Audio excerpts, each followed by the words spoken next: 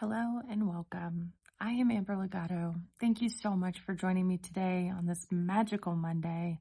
Happy Martin Luther King Day. I'd like to share this quote with you today from Martin Luther King Jr.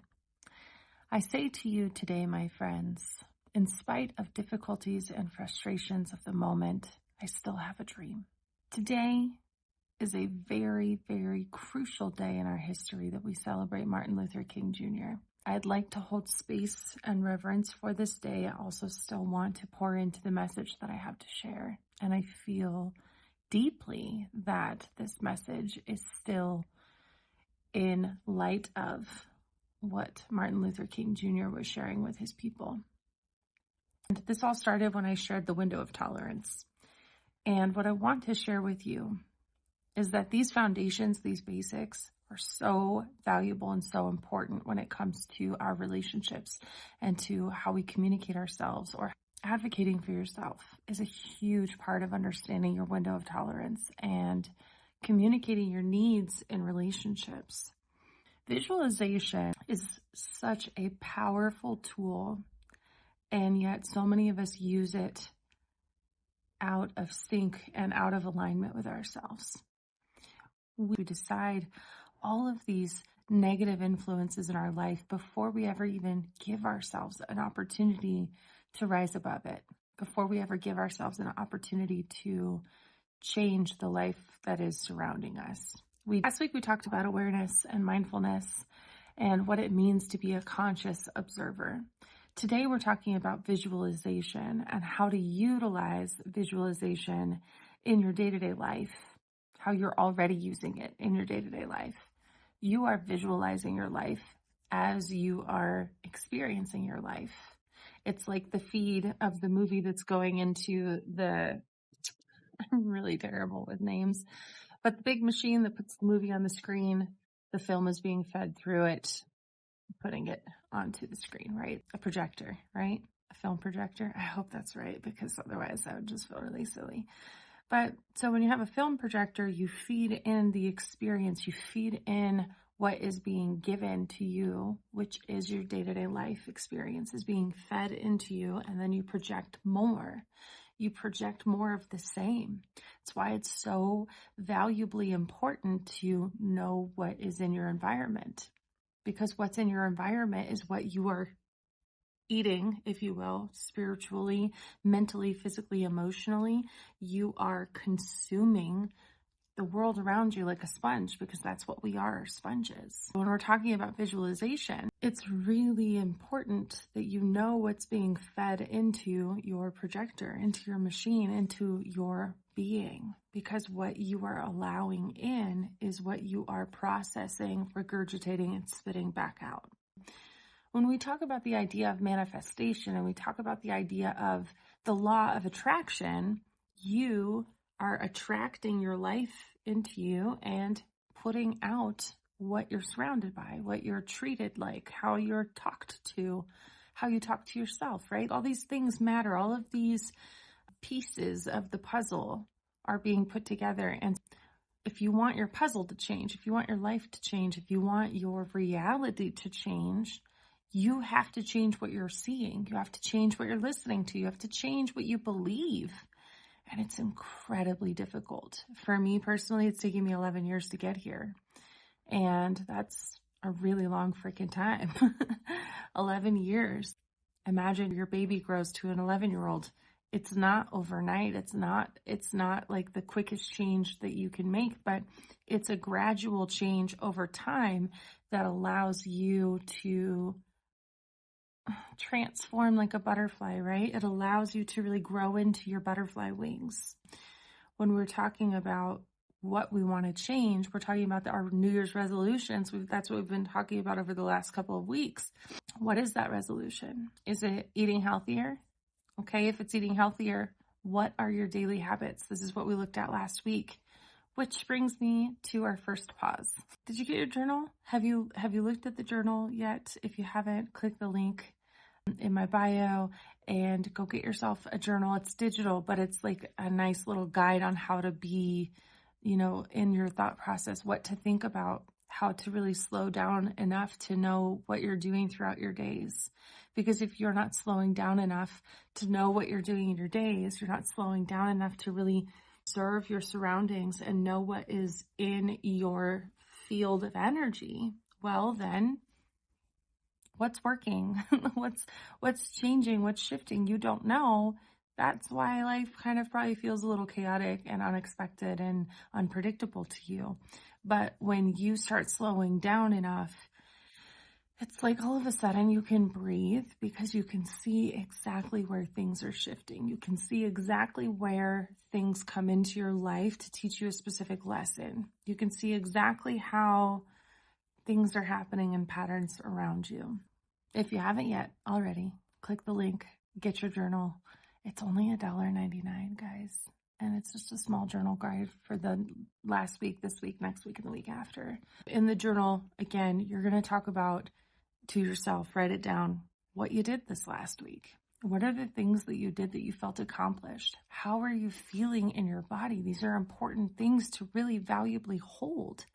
If you're just going to work and coming home and going to work and coming home and going to work and coming home, and, in between you have these little pockets of fun time, are you slowed down enough to really know what's going on in your body? Are you really understanding the energy you're surrounded by? Do you know what you're absorbing and what you're avoiding? Do you know what's coming in and what's going out? I've been with a bunch of children today, and it's really fun to be able to say, hey, I don't know if you noticed, but those things that came out of you just now, those things that you just said, I don't think you really meant them. But what are you feeling right now? How are you feeling? Where do you feel it in your body? Because when you feel those ways, we say things and we do things that we don't actually mean to do. And those of us that have lived in survival mode for such a long time, a lot of those habits are, autopilot mode. We don't even know what we're saying. We don't even know why we're angry or why we're feeling the way we're feeling because we're not tapping in and really seeing visually what's going on in our life. So then think about, not everyone is like me. I'm starting to learn. I have ADHD and CPTSD, so my brain is always running 1,000 miles an hour because I've got all this stuff to worry about, and I've been taught to think constantly about whether or not I'm going to make it tomorrow. And so if you're like me, we have to figure out a way to slow all that down and be really present in the moment. If you're not like me and you're more like trying to figure things out and you're uncertain of what to do, just know that when you sit with things and you ask questions, a lot of times those thoughts will come through for you.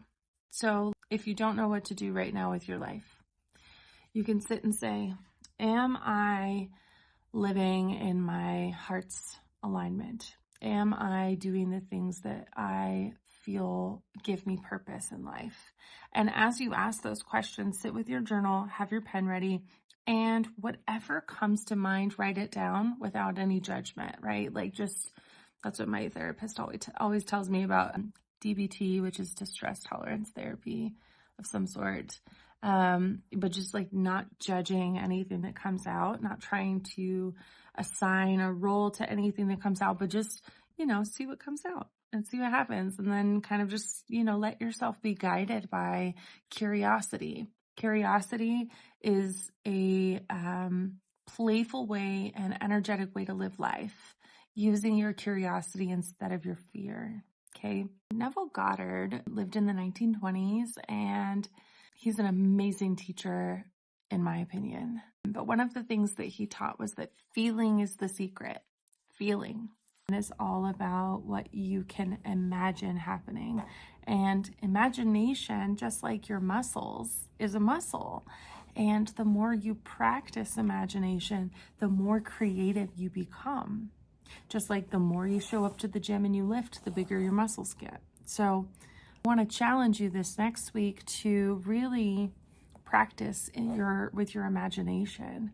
And this could be so simple. It's about utilizing your imagination to see something you can't see And the more you practice that muscle, the easier it will be for you to create imagination out of what you want to happen in your life. So like your creativity can come out in the way that allows you to ask for more than what you can see right now. And you have to ask for it first. Essentially, it's the whole idea of ask and it is given. So over the next week, I want you to really practice every day, once, at least one time for every day this week. Just practice asking for more than what you have, or more than what you can imagine, right? More than what you have decided is possible. So if you're feeling like things are kind of stuck, if you're feeling like things aren't moving the way you want them to, ask for the imagination of something different. Ask for the child in you to come up with something really creative that is different and exciting and fun and curious, to move you into that direction of playful nature that you already have inside of you. As we do this, this is going to kind of merge into next week's topic, which is habits. And I'm really excited about that, because this can start as a first habit for you, where every day you give yourself one opportunity to ask for just a little bit more than what you are used to, a little bit more than what you have ever imagined. And, it doesn't matter what it is. It's just practicing that creativity. If you look into Neville Goddard, I highly recommend listening to The Power of Assumption. Really, really, really great audio. I hope this helps, one person, whoever watches this. And if you're watching, thank you so much for watching all the way through. The like button, comment below your favorite part of this video, share it with 3 of your friends, because I promise you 3 of your friends could totally use this information and this knowledge. And again, please subscribe so you guys know when these videos are being released. It means the world to me. I'm looking forward to having, a couple thousand followers, subscribers on YouTube. And we're going to have, lives coming out every week, probably soon. So I'm looking forward to that. Thank you guys for watching. And also, I just want to give a quick shout out to all the people who really, watch my videos and are always in the comments. There's Elisa, Sarah, Bonnie, Susie, Marvin watches my videos. Chantel, I know you've watched my videos. Kaylee, I know you've watched my videos. And if you are somebody who watches my videos and I haven't named you, I probably have no idea that you watch my videos. So comment below that you're watching my videos. I just want you to know that I've made these videos for the friends that watch on a regular basis. I know that you support me. I love you all. Thank you so much. And I look forward to next Monday for habits. Have a great day. Magic Monday. Bye.